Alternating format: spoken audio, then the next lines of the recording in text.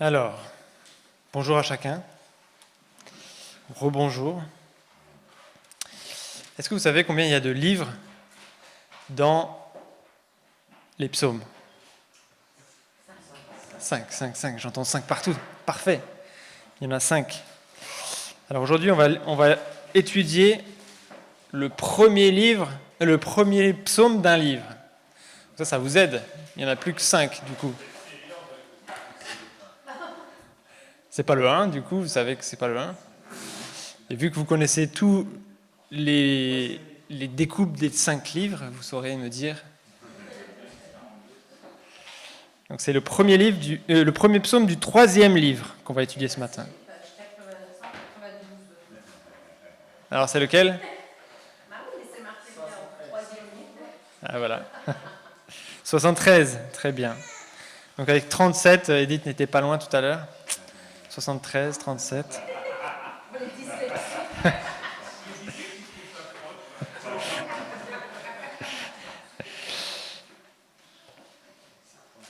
Donc voilà, on va voir le premier psaume de ce 3e tome. Et ce 3e tome, dans les psaumes, 3e livre, il est assez sombre. Mais il y a généralement toujours une lueur d'espoir à la fin de chaque psaume, sauf peut-être un. Est-ce que vous savez lequel il est sombre d'un bout à l'autre ? Non, c'est pas le 73, je vous rassure.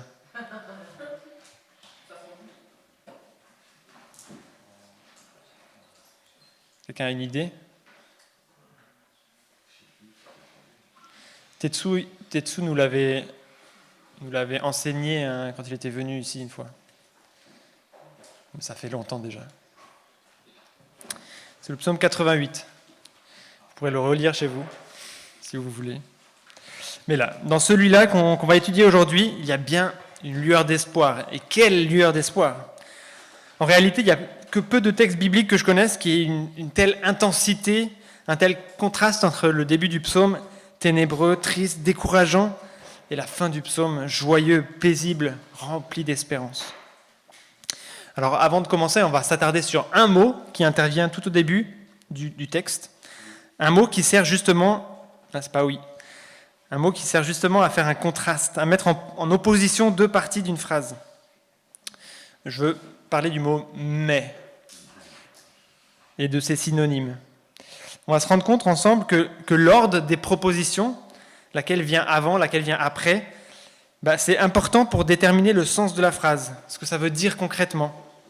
La proposition qui vient avant est généralement moins importante que celle qui vient après le « mais ». Alors prenons un premier exemple peut-être. Si on dit « le dessert a l'air délicieux, mais je n'ai plus faim ». Ça veut dire c'est vraiment très bon, mais j'ai plus faim, je ne vais pas en manger, désolé. Hein. Mais si je dis « je n'ai plus faim, mais ce dessert a l'air délicieux », il y a bien des chances que je vais quand même en manger, même malgré le fait que j'ai plus faim. Pareil, on pourrait dire « ce restaurant est vraiment cher, mais la nourriture est excellente ». Autrement dit, je vais sûrement y retourner et casquer, quoi, mais voilà, c'est vraiment très bon. Mais si on dit « la nourriture y est excellente, mais ce restaurant est vraiment cher », ici, ça veut dire que le prix ne vaut pas l'excellence de la nourriture. Tout ça pour dire que la deuxième proposition est généralement plus importante que la première. C'est elle qui va déterminer le sens, en quelque sorte, de la phrase. Et donc ça, c'est vrai pour « mais c'est vrai pour aussi ses synonymes. Et dans ce texte, c'est « toutefois » qu'on a dans la plupart des versions, on a « toutefois » au début du verset 2. Donc le psaume d'aujourd'hui, un psaume d'Asaph, un des 12 psaumes d'Asaph, commence ainsi. « Oui, Dieu est bon pour Israël, pour ceux qui ont le cœur pur. Toutefois, etc. » L'auteur affirme que oui, Dieu est bon pour Israël, pour ceux qui ont le cœur pur. C'est une vérité que je connais, mais il y a un « mais », un « toutefois ». L'auteur a un problème avec cette affirmation de la bonté de Dieu. Il y a un « mais », quelque chose qui ébranle les croyances de notre psalmiste. Oui, Dieu est bon, mais... Est-ce qu'on n'entend pas régulièrement des personnes autour de nous avoir eux-mêmes un problème avec la bonté de Dieu ? Si Dieu est bon, pourquoi les guerres ? Si Dieu est bon, pourquoi la souffrance, on entend souvent. Et vous, est-ce que vous avez aussi parfois votre prière qui se résume à un « Pourquoi ? Pourquoi, Seigneur ? Pourquoi as-tu permis cela si tu es bon avec ceux qui ont le cœur pur ?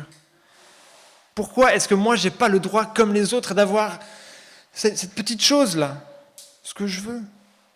Pourquoi suis-je éprouvé alors que tout cela n'ont aucun problème ? En étudiant la suite du psaume, on verra ensemble d'abord quel est le problème du psalmiste dans la première partie du texte. Ensuite, quelle est la solution qu'il trouve. Mais on ne s'arrêtera pas là et on étudiera son expérience, comment il traverse ce moment de doute et comment il retrouve la vérité. Alors commençons par le problème. C'est toute la première partie du texte, peut-être sauf le verset 1, où il y a cette affirmation que Dieu est bon. Mais à partir du verset 2 jusqu'au verset 14, je vais vous les lire. Toutefois, mon pied allait trébucher. Donc Dieu est bon pour Israël, pour ceux qui ont le cœur pur. Toutefois, mon pied allait trébucher, mais pas été sur le point de glisser, car j'étais jaloux des vantards, en voyant le bien-être des méchants. Rien ne les tourmente jusqu'à leur mort, et leur corps prend de l'embonpoint. Ils n'ont aucune part aux souffrances humaines. Ils ne sont pas frappés comme le reste des hommes. C'est pourquoi ils se parent de l'orgueil comme d'un collier. La violence les enveloppe comme un manteau. Leurs yeux ressortent dans un visage plein de graisse. Les mauvaises pensées de leur cœur débordent. Ils ricanent, ils parlent méchamment d'opprimés. Ils profèrent des discours hautains. Leur bouche s'attaque au ciel et leur langue balaie la terre. Voilà pourquoi son peuple se tourne de leur côté. Il boit leurs paroles avidement, comme de l'eau. Et il dit, comment Dieu pourrait-il savoir ? Y a-t-il de la connaissance chez le Très-Haut ? Voici comment sont les méchants. Toujours tranquilles, ils augmentent leur richesse. C'est donc pour rien que j'ai purifié mon cœur et que j'ai lavé mes mains en signe d'innocence. Chaque jour, je suis frappé. Tous les matins, je suis repris. Le problème du psalmiste, son mais ou toutefois, c'est que les méchants sont en train de prospérer. Si Dieu est bon et puissant, pourquoi n'intervient-il pas pour punir le méchant, celui qui fait le mal ? S'il est bon envers les justes, pourquoi les justes sont-ils en train de souffrir ? Il s'agit ici du problème plus général du mal. Pourquoi le mal existe si Dieu est tout-puissant et qu'il est bon ? Et de ce problème du mal, le problème du psalmiste, c'est plus spécifiquement pourquoi les méchants prospèrent. Pourquoi les méchants ont la belle vie. Sous-entendu, pourquoi est-ce que Dieu ne les détruit pas ? Il semble y avoir une contradiction logique que le psalmiste n'arrive pas à résoudre, d'où son désarroi. Dieu est bon, mais les méchants prospèrent. Ça ne va pas ensemble. Dieu est juste, mais les méchants prospèrent. On peut s'intéresser donc maintenant à, mais qui sont donc ces méchants ? Un méchant, c'est quelqu'un qui méprise Dieu et ses commandements. Un méchant, c'est quelqu'un qui est orienté vers ses désirs. C'est moi d'abord. Moi d'abord et les autres, tant pis pour eux. Moi d'abord, je cherche mes propres désirs, je cherche à assouvir mes pulsions, je cherche à avoir ce que je veux, quitte à faire du mal, quitte à mentir, Il s'agit d'une orientation qui, comme on le voit dans le texte, amène à l'oppression des autres, verset 8, et au blasphème contre Dieu, contre le ciel, verset 9. Rien ne compte plus que leur bonheur personnel. Ce sont des gens qui rejettent Dieu, qui ne vivent d'abord que pour eux-mêmes. Tout tourne autour d'eux-mêmes, verset 6. Mais alors, qui sont ceux qui ont le cœur pur du verset 1 ? Ce sont des personnes qui ont eu le cœur purifié par Dieu, verset 13. Des personnes qui se sont engagées dans l'alliance de Dieu avec eux et qui laissent cette relation avec Dieu guider leur relation avec les autres et avec Dieu lui-même. C'est plus le moi au centre, c'est Dieu au centre. On pourrait dire peut-être que le contraste est exagéré, que voilà, on a vraiment deux extrêmes ici. Mais pourtant, on connaît des gens à ces extrêmes. On pourrait penser par exemple aux arnaqueurs qui ne se soucient pas qu'ils sont en train de ruiner la vie des gens, qu'ils sont en train d'arnaquer. Il y a vraiment des histoires terribles où vraiment on se rend compte que c'est des gens qui sont derrière leur ordinateur et qui sont en train de plumer des gens qui sont juste en train de croire leurs histoires. Ou alors on peut penser aux dictateurs qui ne réfléchissent qu'à leur pouvoir et à leur personne, leurs privilèges et qui piétinent tous les autres, quitte à les faire mourir.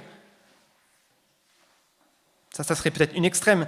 Puis des personnes à l'autre extrême, on en connaît aussi, des gens qui vivent humblement leur relation avec Dieu, qui laissent Dieu entièrement guider leur vie, qui ne sont plus du tout animés par le moi. Ils vivent pour Dieu. Peut-être on n'en connaît pas beaucoup à l'extrême, mais en réalité, il n'y a que deux schémas qui mènent à ces deux extrêmes, dans la vision de l'auteur et dans la vision biblique. Il y a soit une vie qui méprise Dieu et qui est centrée sur soi, soit une vie en communion avec Dieu et qui est guidée par Dieu. Et si on ajoute toutes les nuances qu'il peut y avoir entre ces deux extrêmes et où on se trouve tous probablement, le problème reste le même, le problème du psalmiste. Pourquoi ceux qui méprisent Dieu semblent s'en sortir ? Alors voyons un peu comment Asaph décrit les méchants dans ce texte. Il dit qu'ils vivent bien, qu'ils sont gros. Alors aujourd'hui, on dirait peut-être pas qu'être gros, c'est voilà, le meilleur signe d'opulence, mais à l'époque, c'était vraiment un signe de richesse. Être gros, ça signifiait que vous aviez assez à manger, que peut-être vous faisiez la fête tous les jours, vous n'aviez pas besoin de faire du travail physique. Aujourd'hui, ça serait peut-être ceux qui ont une Rolex ou ceux qui ont du bronzage qui montre bien la durée et la destination de leurs vacances, ou des vêtements chers, ou que sais-je, qui montrent des signes de réussite.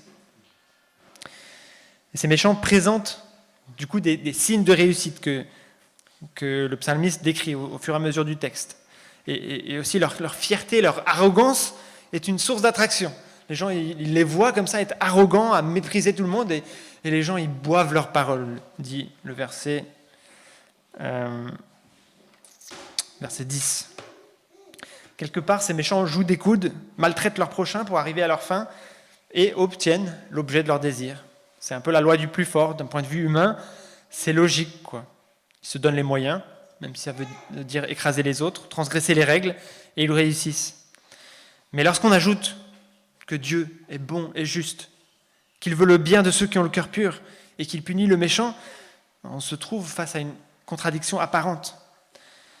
C'est là tout le problème du psalmiste.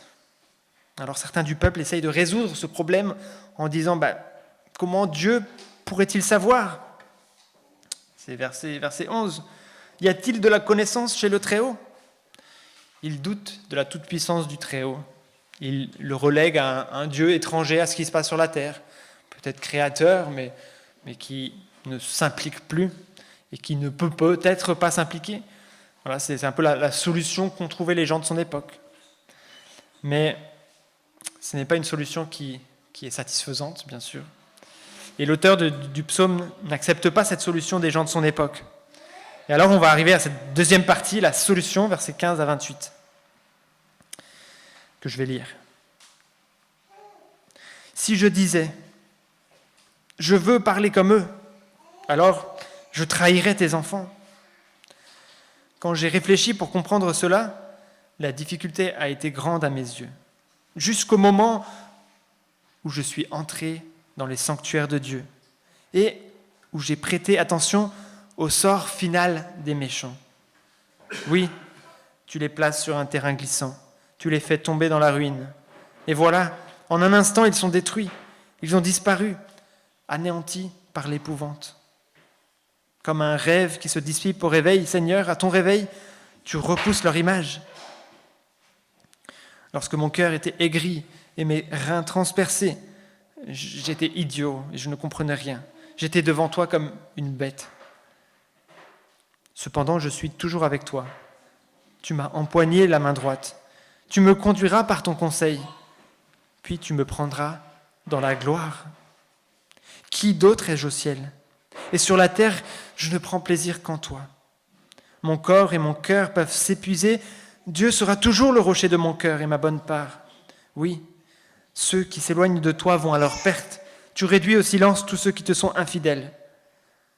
Pour moi, mon bonheur, c'est de m'approcher de Dieu. Je place mon refuge en toi, Seigneur éternel, afin de raconter tout ce que tu fais.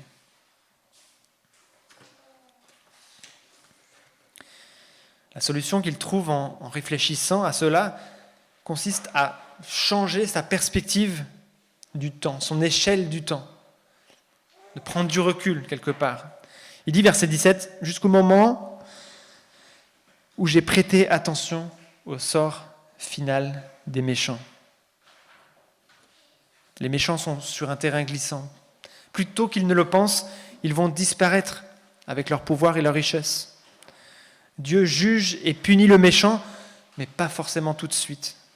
Le jour du Seigneur arrive et c'est le sort final des méchants qui doit nous rassurer. J'aimerais nous lire un autre texte qu'on a étudié il n'y a pas si longtemps, dans Malachie, et qui reprend le même problème et la même solution. Versets 13 à 21 du chapitre 3. Vous aurez peut-être des souvenirs qui vont venir là d'il y a un an. « Vos paroles sont dures contre moi, dit l'Éternel, et vous dites, qu'avons-nous dit contre toi ? Vous avez dit, c'est inutile de servir Dieu. Qu'avons-nous gagné à respecter ses ordres et à marcher dans le deuil à cause de l'Éternel, le Maître de l'univers ? Maintenant, nous déclarons heureux les hommes arrogants. Oui, ceux qui font le mal prospèrent. Ils mettent Dieu à l'épreuve et ils en réchappent. Alors ceux qui craignent l'Éternel se parlèrent l'un à l'autre. L'Éternel fut attentif et il écouta. Un livre de souvenirs fut écrit devant lui pour ceux qui craignent l'Éternel et qui respectent son nom. Ils seront à moi, dit l'Éternel, le Maître de l'univers. Ils m'appartiendront le jour que je prépare. J'aurai compassion d'eux comme un homme a compassion de son fils qui le sert. Et vous verrez de nouveau la différence entre le juste et le méchant, entre celui qui sert Dieu et celui qui ne le sert pas. En effet, voici venir ce jour, brûlant comme un four. Tous les hommes arrogants et tous ceux qui font le mal seront comme la paille. Le jour qui vient les embrasera, dit l'Éternel, le Maître de l'univers, et il ne leur laissera ni racines ni rameaux. Mais pour vous qui craignez mon nom, le soleil de justice se lèvera, et la guérison sera dans ses rayons. Rappelez que ce soleil, c'était Jésus. Vous sortirez en bondissant comme les veaux d'une étable, vous piétinerez les méchants, car ils seront comme de la poussière sous la plante de vos pieds, le jour que je prépare, dit l'Éternel, Maître de l'univers. Voilà donc la solution. Prendre du recul, se rendre compte que Dieu fait justice, mais pas dans le temps présent. Il nous faut changer notre perspective du temps et considérer que Dieu fait et fera ce que Dieu fait et fera, se rappeler que tous les méchants seront jugés, même ceux qui sont morts, que Dieu fera justice au jour dernier, et que pour l'instant, le méchant peut prospérer et sembler impuni. Mais voilà, il est difficile, voire impossible, de réaliser ce changement de perspective tout seul. Alors au lieu de vous proposer comme application de simplement changer votre perspective, si vous êtes en proie au doute, quand vous voyez les méchants prospérer, l'injustice se multiplier sans voir Dieu agir, on va plutôt voir comment ce changement a eu lieu à l'intérieur du psalmiste au fur et à mesure du psaume. On arrive donc à notre troisième partie, l'expérience du doute, le parcours du doute.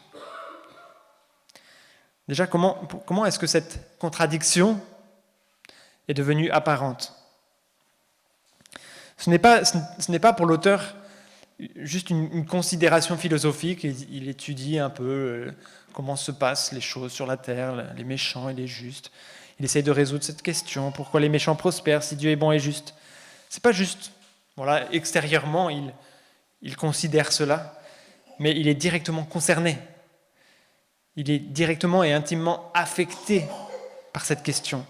Et il est assez honnête pour dire, verset 3, qu'il est jaloux. Car j'étais jaloux des vantards en voyant le bien-être des méchants. la propriété, tout ce que le méchant avait, il l'a désiré aussi pour lui-même, parce qu'il ne l'a pas ou pas assez. Il jalousait ce qu'avaient ces méchants impunis, et trouvait donc pas juste que lui fasse ce qu'il faut, qu'il soit juste pour ne rien avoir de plus que les méchants. Au contraire, il avait même plutôt des épreuves.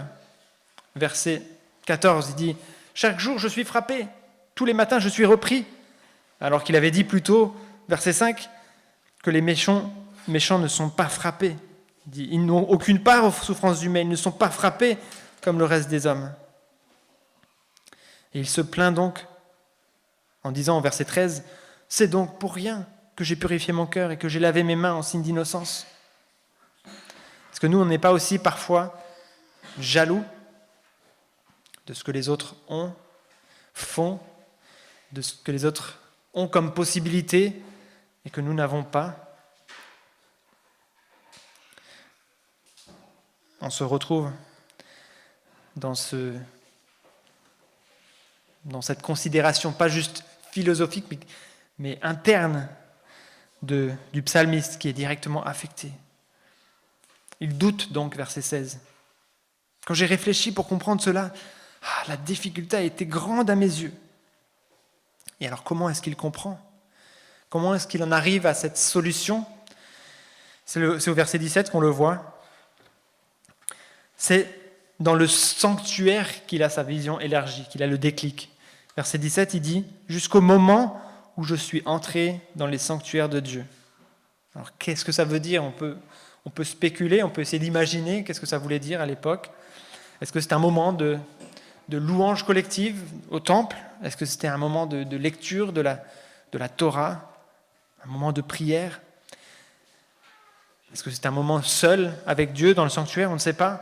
Mais il y a eu un environnement, un moment qui a détourné son regard de lui-même et qui l'a tourné vers Dieu. C'est alors qu'il a élargi sa perspective du temps, comme on l'a vu tout à l'heure, en prêtant, verset 17, en prêtant attention au sort final des méchants. Mais pas que. Il n'y a pas que ça qui a changé. Il a aussi réévalué son propre parcours. Et il a aussi réalisé qui l'a aidé pendant tout ce temps. Versets 21 et 22. Lorsque mon cœur était aigri et mes reins transpercés, j'étais idiot, je ne comprenais rien. J'étais devant toi comme une bête, comme du bétail qui ne prend pas de décision, qui suit juste et qui n'arrive pas à comprendre quelque chose de plus grand, qui n'arrive pas à prendre de recul. Mon amertume, en fait, me rendait incapable de comprendre. Et parfois, ça peut être aussi notre cas. Quand on est dans ce trou, quand on est complètement découragé, quand on a des doutes, on n'arrive plus à prendre ce recul par nous-mêmes. On n'arrive plus à sortir de cet état de découragement ou de jalousie profonde pour prendre du recul. Et alors, on a besoin peut-être d'un moment particulier, peut-être de entrer dans les sanctuaires de Dieu, de venir partager du temps avec des croyants qui vont pouvoir nous aider à prendre un peu de recul. Il continue, verset 23, « Cependant, je suis toujours avec toi.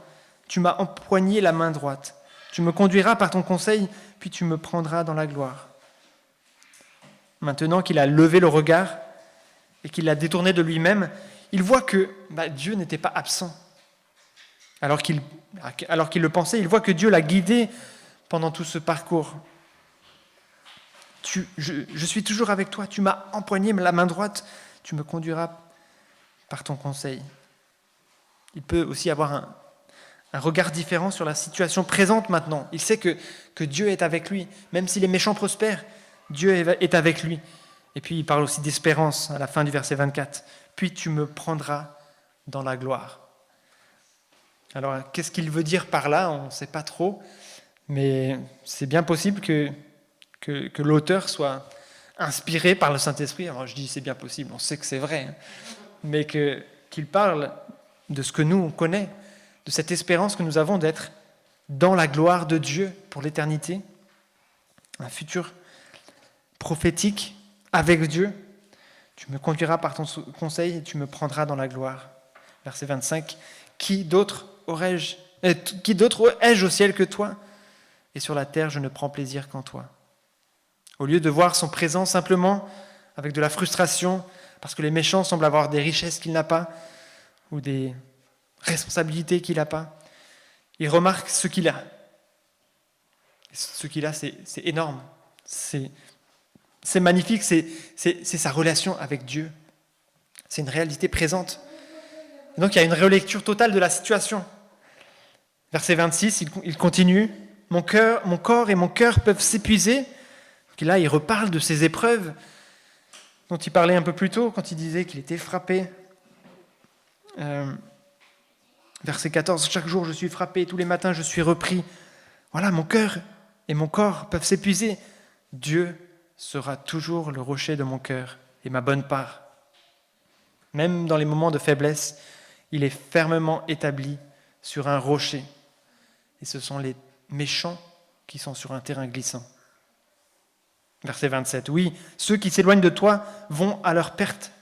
Tu réduis au silence tous ceux qui te sont infidèles. Alors on pourrait dire, il vaut mieux être éprouvé, mais établi sur un rocher, que stablement et paisiblement établi sur un terrain glissant, sur un bateau qui coule, comme les méchants. Et c'est vraiment intéressant de considérer ce parcours du doute du psalmiste. Donc, si je résume, d'abord, il doute parce qu'il est lui-même concerné par de la jalousie, de l'amertume envers Dieu, qu'il l'éprouve, alors que le méchant, lui, vit une vie paisible. Il met donc en doute la bonté de Dieu, voire même l'existence de Dieu, à cause de son expérience personnelle et de la contradiction apparente entre la bonté et la justice de Dieu, et le fait que les méchants prospèrent impunément tout autour de lui. Mais à un moment donné, dans le sanctuaire, donc en se rapprochant de Dieu et des autres croyants, tout d'un coup, il réalise que Dieu est bel et bien bon et juste, et que c'est juste lui qui n'avait pas la bonne perspective du temps. Et puis il se rend compte aussi que Dieu est là, qu'il a toujours été auprès de lui, qu'il l'a aidé, alors même que son amertume le rendait incapable de comprendre. Il était comme une bête. Il peut maintenant reconnaître ce qu'il a. Dieu à ses côtés dans les épreuves, qui le conduit par son conseil, et puis une espérance grandiose et vivante d'être un jour pris avec Dieu dans sa gloire. Alors le psalmiste conclut avec le verset 28, et nous on va faire de même, on va conclure aussi. Verset 28, pour moi, mon bonheur, c'est de m'approcher de Dieu. Je place mon refuge en toi, Seigneur éternel, afin de raconter tout ce que tu fais. Un petit clin d'œil ici, il semblerait qu'en hébreu ou en araméen, il y ait de nouveau un « mais » ici, qui apparaît dans certaines versions. Ce n'est pas juste « pour moi », mais pour moi. Et alors cette dernière proposition, on peut dire que c'est la plus importante, finalement. Mais pour moi, mon bonheur, c'est de m'approcher de Dieu. Je place mon refuge en toi, Seigneur éternel, afin de raconter tout ce que tu fais. Alors, quoi retenir de ce psaume? Je pense peut-être qu'on peut retenir trois choses. La première, c'est de prier. Prions, approchons-nous de Dieu. C'est là la clé. Ne rejetons pas Dieu à cause de nos doutes, mais au contraire, approchons-nous de lui. Laissons-le effacer notre amertume. Laissons-le nous consoler. Acceptons sa seigneurie dans nos vies, même si c'est difficile, même si ça induit des sacrifices, des idéaux à abandonner à ses pieds. C'est là que se trouve le bonheur dont il parle au dernier verset. Mon bonheur, c'est de m'approcher de Dieu. Deuxième chose, ne vivons pas le doute isolé. Parfois, c'est trop dur de revenir à Dieu, trop dur de prier. Alors ne restons pas isolés. Allons au sanctuaire, comme le psalmiste. Et je pense que Dieu utilise l'Église à travers la louange, à travers la prière, le témoignage des uns et des autres, la communion, à travers les discussions peut-être, à travers la prédication aussi, pour nous ramener à lui, pour nous délivrer de la prison que nous nous construisons, des faux raisonnements avec lesquels on se trompe. Ce ne sont pas des moments où on a le plus envie d'aller à l'église, mais c'est certainement là où on a le plus besoin. Alors, ne vivons pas le doute isolé. Puis la dernière chose, c'est des choses à se rappeler. Peut-être que là, en ce moment, ça va pour vous, mais que peut-être un jour, vous serez dans une période de doute profond. Rappelez-vous de ces choses. Approchez-vous de Dieu, priez, ne vivez pas le doute isolé. Et puis, dernière chose, dernière clé, c'est de reconnaître ce qu'on a. Peut-être spécialement quand notre doute est provoqué par de la jalousie, le meilleur remède contre la jalousie, c'est la reconnaissance. Qu'est-ce qu'on a ? On a Christ. On a Christ. Qu'est-ce que ça veut dire ? Laissez-moi vous lire la réponse du catéchisme de Heidelberg à la question « Quelle est ton unique assurance dans la vie comme dans la mort ?» Voilà la réponse qu'il propose. C'est que dans la vie comme dans la mort, j'appartiens, corps et âme, non pas à moi-même, mais à Jésus-Christ, mon fidèle Sauveur. Par son sang précieux, il a totalement payé pour tous mes péchés et m'a délivré de toute puissance du diable. Il me garde si bien qu'il ne peut tomber un seul cheveu de ma tête sans la volonté de mon Père qui est dans les cieux, et que toutes choses doivent concourir à mon salut. C'est pourquoi, par son Saint-Esprit, il m'assure la vie éternelle et me rend prêt et disposé à vivre désormais pour lui, de tout mon cœur. Voilà ce qu'on a et qu'on ne perdra jamais. Ne doutons pas de la bonté de Dieu. Dieu est bon et juste, et nous avons tout en lui. Je prie. Oui Seigneur, merci pour ta parole, merci pour ce psaume qu'on peut étudier encore aujourd'hui avec les frères et sœurs. Merci Seigneur parce que tu es bon, tu es juste. On veut le croire, même quand on a parfois des doutes, quand on voit les choses qui se passent dans le monde, quand on voit les méchants qui prospèrent, quand on voit l'Église qui se divise.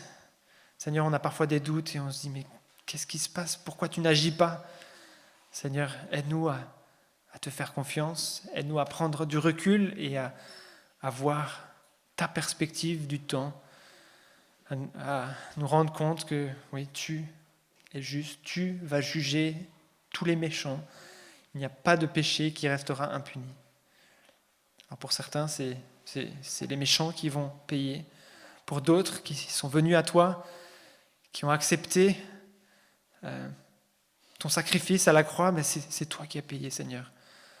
Jésus, à la croix. Et Seigneur, nous voulons être reconnaissants pour cela. Nous voulons nous rappeler tous les jours de ce magnifique cadeau que tu nous as fait et qui transcende tout le reste, Seigneur, de t'être offert pour nous réconcilier avec le Père, pour que nous puissions être délivrés des conséquences de nos péchés et que nous puissions espérer, envers et contre tout, un jour être réunis avec toi, être un jour dans ta gloire pour l'éternité. Et Seigneur, aide-nous à venir à toi lorsque nous avons ces périodes de doute. Aide-nous à venir à l'Église, à en parler à des frères et sœurs de confiance. Seigneur, pour qu'ensemble on puisse s'en sortir, ensemble on puisse se rassurer les uns les autres, ensemble on puisse partager nos difficultés et prier ensemble et avancer sur le chemin de la sanctification. Seigneur, je te prie que tu puisses nous guider dans les semaines, les mois à venir, pour que nous puissions être vraiment un corps qui s'aime et qui s'entraide les uns les autres. Je te prie au nom de ton Fils Jésus. Amen. Alors on peut chanter maintenant un chant qu'on n'a pas encore beaucoup chanté, c'est Folle nuit de la croix, qui met en lumière justement les paradoxes incroyables, les plus fous qu'il y a jamais eu sur la surface de la terre, notamment un innocent, parfaitement pur et exempt de tout péché, réprouvé, livré aux mains des coupables, l'immortel crucifié, la nuit en plein jour, un Dieu de grâce en colère. Chantons Folle nuit de la croix, c'est presque à la fin des Portes-Vues.